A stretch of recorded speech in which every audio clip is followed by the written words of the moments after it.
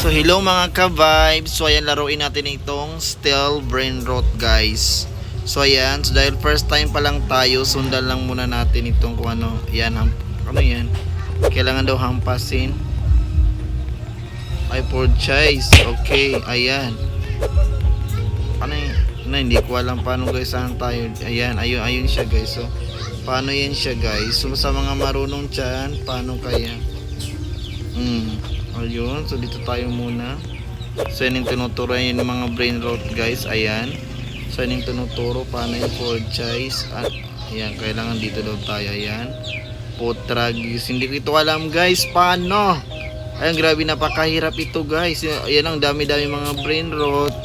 Hindi ko alam kung Nubini paano. Pizza Nini. Ayan, ayan, okay. Fold choice, kulang pa. Anong gawin natin? Ayan, kailangan natin ng pasampasin daw yan siya. So ayan, sige. So Nubini nakita Pizza ko Nini. doon sa video guys, kailangan daw yung Avocadini. hampasin yung mga brain rot na yun. Pero bakit hindi mabawasan? Paano? Ano yun? Kailangan natin sundan yun siya guys. Ayan. So dito daw tayo. So grab, collect. Okay, grab. I-sell natin guys. Ayan, naging ganun pala. Okay, kailangan natin ano dito, kailangan purchase 500 yan siya, mahal yan siya guys. So kailangan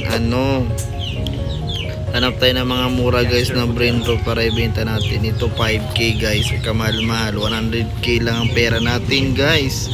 So kulang. Dito try natin ito.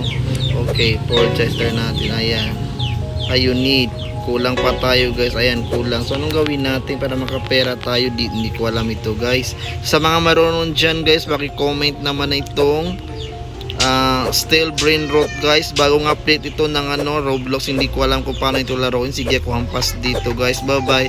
Paki-comment lang kung paano ito.